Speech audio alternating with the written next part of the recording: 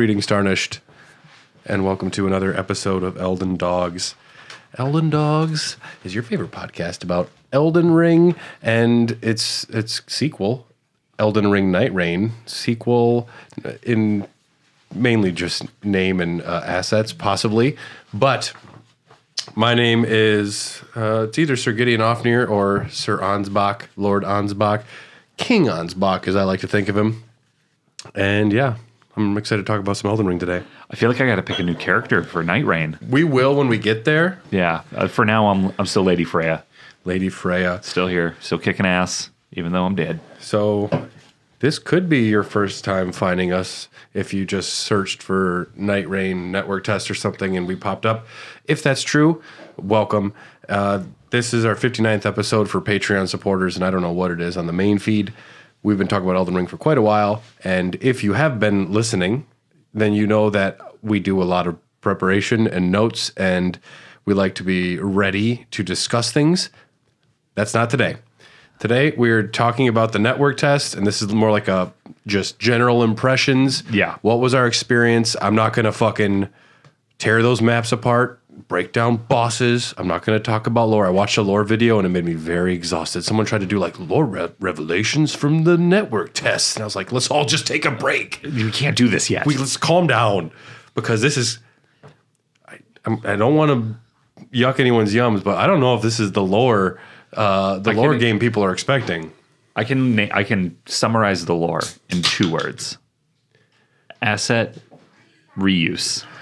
And that's fine. Boom. That's it. Now, the thing is, I love the Elden Ring assets. I was thinking about it. If they made Elden Ring toilet paper, I'd pre-order it, Like, oh, yeah. Yeah, I would be day one. I'd get the DLC for it. This one has Godrick's face on it. Just kidding, Godrick. I know you're listening and we love you. So, yeah, this is going to be kind of our general impressions. We do drink beer on this podcast, and this one is a lovely beer sent to us from Rykard Kristinik down in Texas. This is the Angel from My Nightmare. Oh, where are you? Where are you? This is a wine barrel-aged sour with blackberry, orange, and tangerine. He always has the weirdest sours to send us. A barrel-aged sour? From Martin House Brewing, a wine barrel-aged sour. It's a 12%er. Blackberry, orange, and tangerine puree, aged 7 to 5 months. Beautiful. Yes. I'm not even giving you your beer. I'm just so busy looking at the can. Sorry about that, Tyler. All right. Cheers, and thank you, Ryan, for the beer. That's boozy. That is delectable. I like the little tartness you get on sour beers. It's like a sour beer, but it's like half wine too, and I like that because I don't really. I like wine. I used to work at a winery. I like really dry reds. Yeah. I don't really fuck with sweet wine or the whites. Franzia, one of my faves. Franzia is good. You take it camping, use it as a pillow after you're done. Yeah, it's dual purpose. Yeah. But this has got some nice little like wine. It's got some like almost wine body. None of the fruits are overpowering. No, it's yes, very good. Sometimes like it's just a fruit bomb. This is actually just really complimentary. It's just like a nice boozy fruit beer. It's very nice. So the network test was last weekend. I have a life outside of Elden Ring, so I was not able to play every single opportunity I wanted to. I was able to get in for 2 full sessions, 6 hours. I got in for 2 sessions. The first one wasn't full. The second one was. So I would say I got like 4.5, 5 hours in.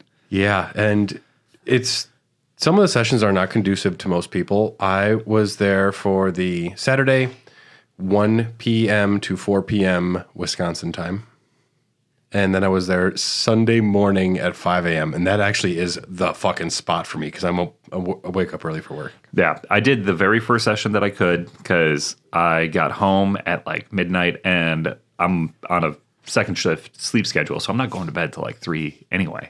And I was like, what's another 2 hours? I was going to work and you're like, I can't wait to start. Yep. And then I went to bed that day at like 8:30 in the morning. So my sleep schedule was fucked for good reason, but I'm glad I stayed up and played it. It took me forever to figure out how to use the fucking code because I ended up having to use my phone on the Xbox. You did use the friend code? You did play with a friend? No, the activation key to get the game. network code. Because I was looking it up, and it wouldn't let me download it. It kept saying choose version, and I had it followed the email and redeemed the code. Yeah. And then I found another page on Microsoft that was like, put in your code. And then I put in the code and it was like, this code's already been used. And I was like, oh, fuck. Did I just waste the code? Because then I couldn't figure out how to get it. But you found it. But then I found it. You got in. I had to download the Xbox app to my phone. This sounds horrible. Which is where the game was located. It wasn't located on my saved games on my Xbox. It was on my phone. Fuck all that. And I had to download it. Tell me about your Nightreign, Dude, Tyler. well, that was how it started. So I was like, You were apprehensive. I was worried because I knew like network issues could be could be a problem. This is a network test we're talking about anyway. Okay. Sorry, no issues. I have so many questions. No issues. My first one. The second time, it was tough to get into a lobby. The first time though, I ran into zero issues. I immediately got in and immediately started playing. Okay, you had trouble getting into a lobby. The second time, it took me like 3 tries. Oh, really? And then, but once I was in, I was in. Yeah. I pre-downloaded it like 4 days before, as soon as I got my code, and I just looked at the screen and listened to the music. And I was like, I'm playing Elden Ring, can't wait. And so when I finally got home from my 58-hour work week and I sat on the fucking couch and I started up the game, it was able to let me in 3 minutes early, which that tickled me. I got excited. And the first thing that you notice, I don't even, it's a blur because it's sensory overload. I wasn't sure. There must have been tutorial screens or something, or like there's a billion agreements, but there's not very much in the way of tutorials. You start in the round table hold, but it's a different round table hold. It's a different. It looks different, and it's got the big table, massive sights of grace in the center of the round table hold, where the 2 fingers would be with the finger crone. That's just like an outdoor area where you can like look off into the sunset. You're on like an island or like a cliff. Yeah. Something like that. There is a tutorial section kind of outside of where Gideon's office is. First thing I did is I just walked around the round table hold, took a look at everything, and I went and looked, and you can see all of the weapons, and like you can see the rarities, the legendaries. You can see them all. You can try them all on, and you can like dick around in the round table hold, and then you can see the other characters. The 4 that are there, they all just say like, "I'm an Elden Ring." They say nothing of consequence. Yeah. It's a beautiful one today. I'm like, whatever. You're a bird. Like, I don't know what you're talking about. Someone got a case of the Mondays. Yeah, as soon as Duchess said that, I was kind of upset at her. And then you can walk around a little bit elsewhere in the hold. There's nothing else really happening in there yet, other than the relic table, which doesn't mean anything until you play a game. I had to hit the tutorial area because I have never played Elden Ring on an Xbox. Well, it's the same thing. It's the buttons are the same, but the map is the different thing. Yeah, because there's no touchpad like on the place of the DualShock. Yep. And so like I had to I had to tell myself all the buttons are in the same spot and they all relatively do the same thing. Yep. Like, so you shouldn't fuck this up. But it was very difficult for me to focus playing because of the Xbox buttons. Yeah, I've played Elden Ring I have it for both the Series X and the PS5, and I played a little bit on the Xbox, and it is different. It is just different enough to make you like kind of... It looks different too. It doesn't look as pretty as the 5. I think it looks pretty in different ways. I think 5 has a little bit more like richness in the blacks maybe, but it's also, different HDMI hookups. I think my TV's got a higher refresh rate on... That's beyond the scope of what we're talking about. Yeah. But no, it threw me for a loop, definitely. So you go to the center table of grace, you fucking hit join matchmaking, start a match, and you can do a multiplayer code. We didn't do that, and you're in a game. And you get matched up. You get to choose between 4 different characters. You get to choose between Wilder, who is your straightforward guy, Guardian, who is like a tanky bird, a divine bird. You have Duchess. She has kind of a Bloodborne look, and she's got probably the most nuanced abilities. And then there's the Recluse, and she's, sexy mage lady. One of the promo shots has her just like presenting. And I was like, yeah, we're in. Yeah, let's go. And so I was Wilder at first because I figured if you're playing a Mario game, you start as Mario before you change other characters. You want to start as the core character, get the feel. Yeah. He's getting the statue. They probably chose him for a reason. Yeah. Yeah. That's also who I picked. You get, what was your first game like? I was paired up with Duchess and Guardian. Okay. And then I had no idea what to expect, but nobody was using a mic. But we did this cool thing where, like, as a group, we just decided we're following Guardian. Guardian just took the lead. That's good. And Somebody should be in. Someone should be in the lead. Guardian immediately, as soon as we drop off the Eagles, he just took off running, and then we walked up to this first camp, and he was ahead of us, and he stopped and just turned around and looked at us and did not move. And we were like, yeah. And then me and Duchess joined him, and then we fought, and then after every little incursion we had, he would run somewhere and then stop and turn around, and we would just look at him, and then it was like, all right, we're following him. And we very quickly realized this is who we got to follow. Yeah, well, because if you don't, this game is designed to be played for 3 players. That is all kept in mind. And when you 3, like when you're all synchronized and you're just like slam jamming on a boss, their health bar just depletes. Yeah, getting staggered. They get staggered and they get stopped. And even when they're in the middle of a critical hit, you can keep damaging them. It's like a lesser damage, but you can still keep knocking it away. The map there's 2 variants of the same map of Limveld. And things were in the same place. For the most part, yeah. Things were in the same place. There was the same spot where you can go get an extra flask of Crimson Tears. There's the same giant castle in the middle. There's, the same Everjail locations. Everything was kind of in the same place. The bosses might have variants or be different in there. But after playing through 6 hours, I definitely noticed, I'm like, all right, I know where things are, and I don't want to go over there. And the first time, though, don't know where anything is. You're just flying by the seat of your pants. I went up to the first enemy and got ganked. I got killed very quick. Yeah, they were much harder than I thought they were going to be. They are definitely scaled for 3 people. Level 1, you're supposed to die very quickly. You are very squishy. Yes, you're very squishy. But if you take out 4 or 5 enemies, you can level up. Sites of Grace, you're going to run up to a Site of Grace and you go, pow, pow, pow, pow, pow, and just level up. You don't look. You just want to level up. Yeah. Unless you're saving your runes to go buy something, which you might be doing. I didn't do barely any shopping. I just took the drops that I got. If I found a spot to use a smithing stone, I would do that. But that's if you have a smithing stone. I never had runes to do it. Yes. Because I was constantly leveling up. So I died, and the other 2 people had ran off somewhere else, and I died out. But if you die out before the final boss of the day, then you just get spawned somewhere else, and you lose a level and lose your runes. The gameplay is fast. It wasn't as fast as I was thinking it would be, I guess. No, and the vaulting up different objects didn't quite work the best for me. I didn't like it. Spots that I thought I could mantle up and just, fucking parkour that shit. Didn't like it. It didn't work for me. And then other areas where I was just trying to run, I would run over something and I was like, ooh, stop. Yeah, and the geometry for the base game for Elden Ring is not designed to be fucking sprinted over and vaulted over and jumped up. And since they reuse assets, like the geometry feels like it's not as well defined. Yeah. There's some slanted hills. There's some spots where you're like going up the side of a castle. And some of the platforming felt weird and inconsistent. I was playing PS5. I did have some like times where I thought I was hitting buttons and nothing happened. And I don't know what was going on there.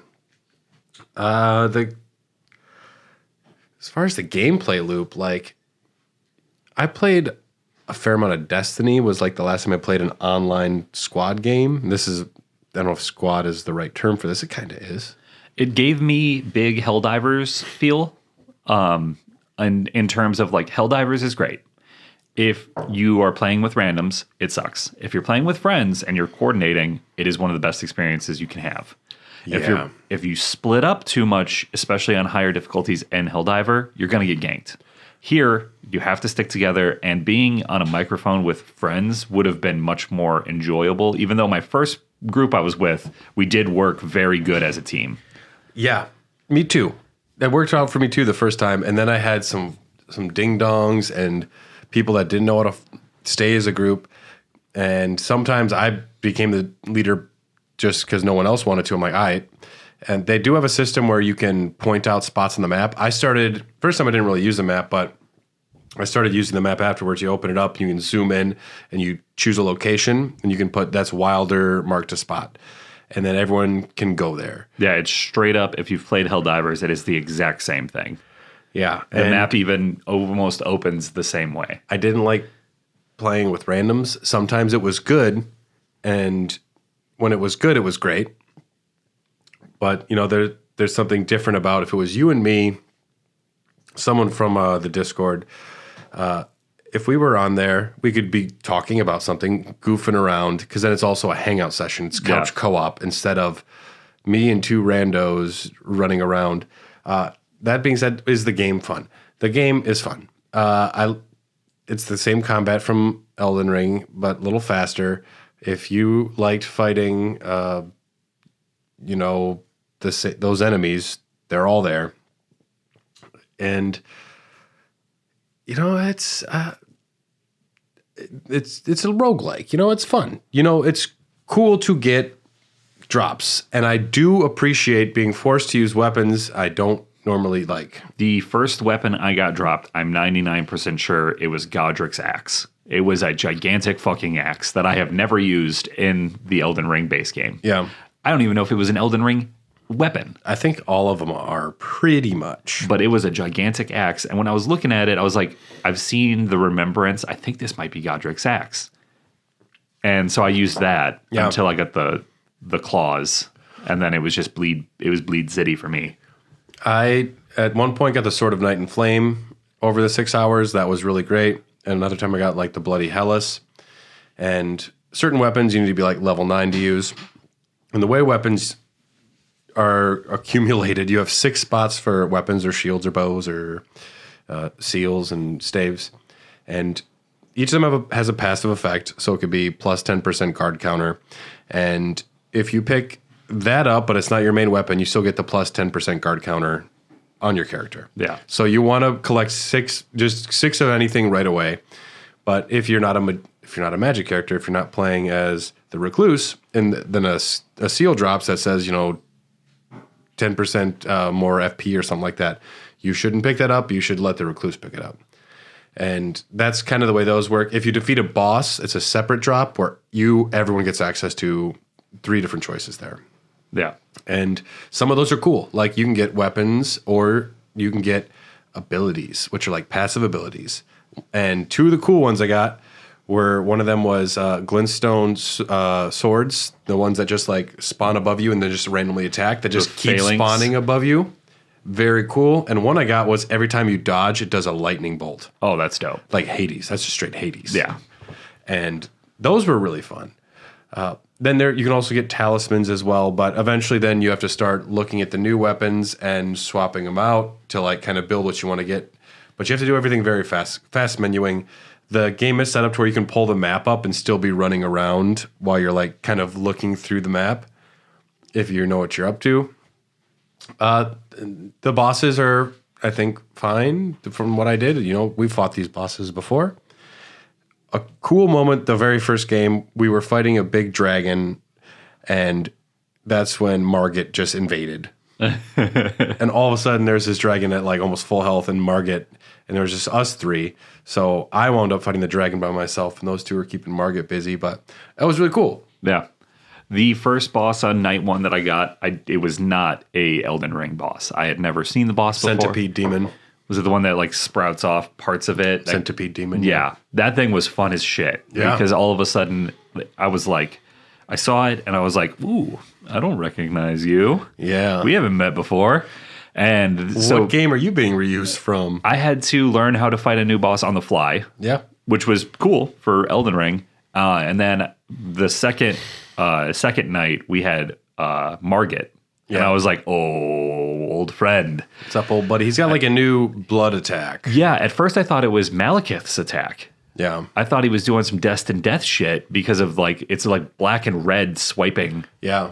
And I was like, did they just give Margit like, is he just mixed with Malekith now? Because like he was moving around, and I know they scaled it for 3 players, so his moveset is largely the same, but there were some new ones in there. Some new ones, and he takes a beating. Yeah, he can hold his own. Yeah, especially when he's the main boss of one of the knights.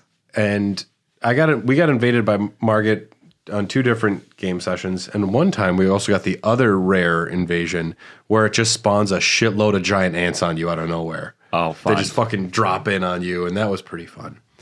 But the bosses seemed predictable, standard, still fine, whatever. But it's fun running over 10 minutes and beating a bunch of bosses with your friends.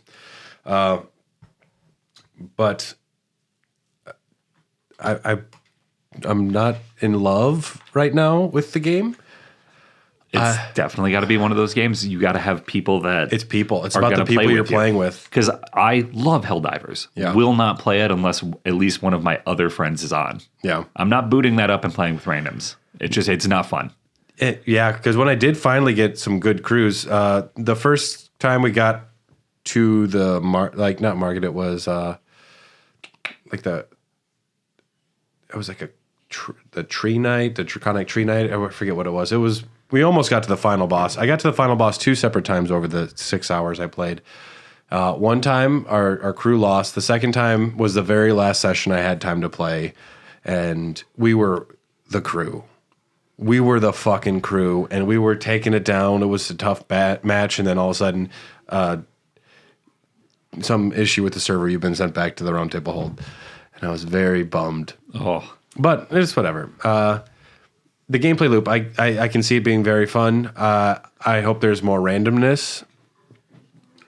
I hope there is less predictability, because eventually I'm like, all right, this is where this will be, this is where this will be, this is where this will be.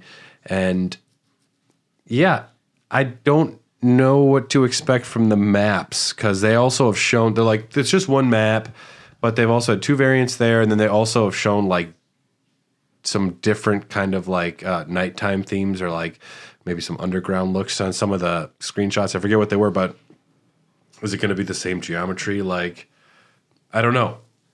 What would be really cool is if there was a Limgrave map, if there was a Caelid map, if there was a Liurnia map. They'll probably get to that point too. I did see something on Reddit that was disconcerting, that was going to be like loot boxes are definitely in the game, because someone read the terms of service and that was in there, and I was like, does it mean for sure they're going to be in there? The Elden Ring game, the main game, thing. Also has it in there. It doesn't mean anything. That's just fucking legalese. Yeah, I figured. I don't know. I think it's just them like covering their asses in case something weird happens in 10 years. Or something. Yeah, if they ever wanted to include it. Yeah, I'm not worried about that. I'm excited to play more. I'm really excited. I will definitely get it as a multiplayer game that I can play with my friends. I think it's going to be huge for the Discord, because we have a large Elden Ring community in our Discord, and I can fun to play online together. And with PlayStation having Discord just natively on it now, that works really well, because that's how I play Marvel Rivals with my other Discord friends. Oh, really? Marcus and the Well and Good boys. Well and Good. Well plus good. Well plus good. Look them up on Spotify. Yeah. When I used Discord for that, I was super, super excited for what this game could be for our Discord, for people who really just want to play it with us in a community, because we have plenty of people who play Elden Ring in our Discord.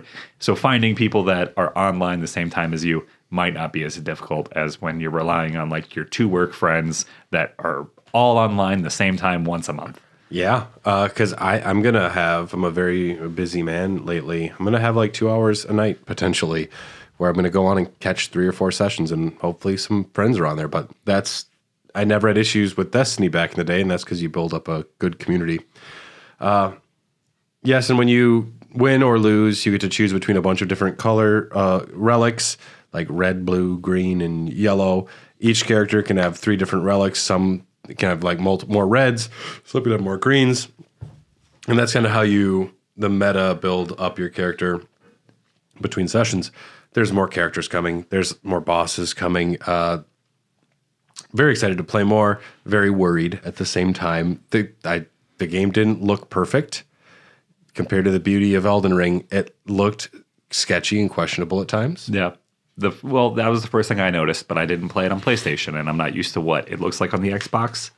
And it being an online game, you're not going to get the best resolution with any online game, especially during a network test. Yeah. So I think they're going to doll it up a little bit. They'll church it up a little bit once it's polished and ready for release. Mm-hmm.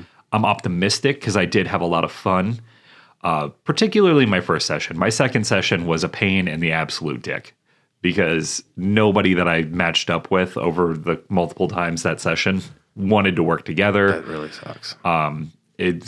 We didn't even make it. I think we made it to night 2 once. That sucks. Because everybody would just run off and die somewhere.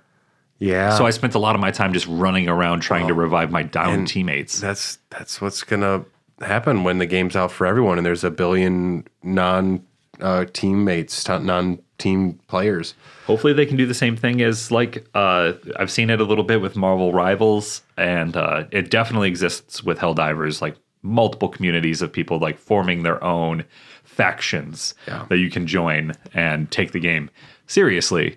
Elden Ring's got a huge community behind it, so I think we won't be hurting for players. It's just going to be, how do you make the gameplay loop fresh and fun, especially for a group of crazy individuals who are beating this game by only leveling arcane or not leveling at all, right? And who have, spent the last 3 years of their life like truly mastering the base game and the DLC at this point. As someone who plays roguelike every single day of my life with Balatro, I will scratch the itch. And I was able to visualize a little bit of the roadmap for episodes for Elden Dogs.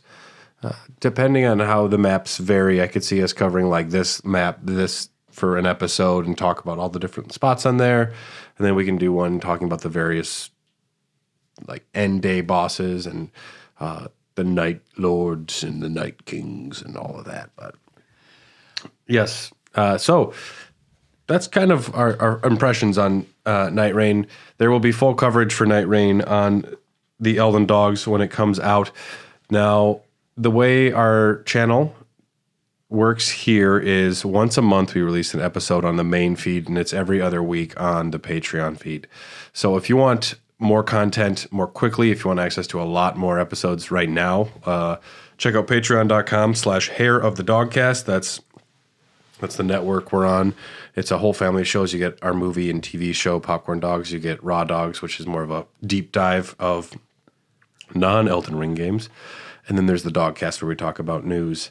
And yeah, we'd love it if you came and checked it out. We have a free trial, plus it's only $3 to get the Elden Dogs content.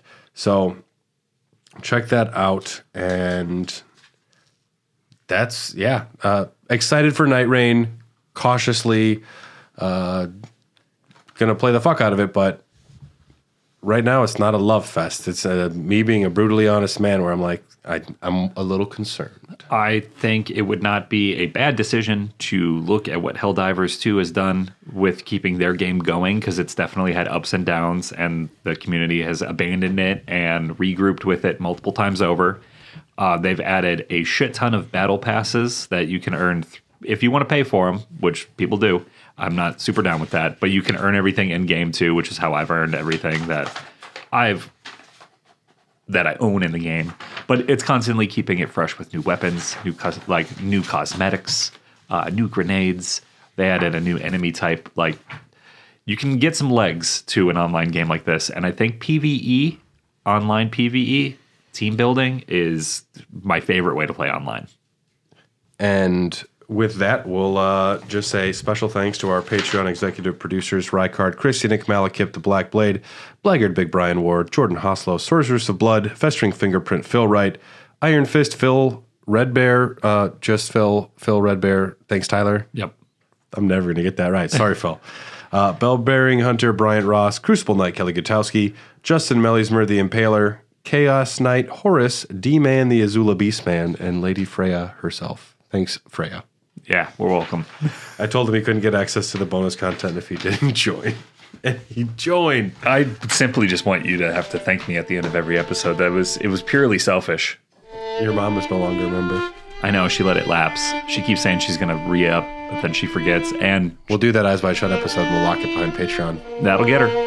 My mom is also bad with technology, so Patreon has given her a hard time. She did it fine the first time. Thank you for my listening. stepdad helped her. Thank you for listening, everyone. We'll see you next time.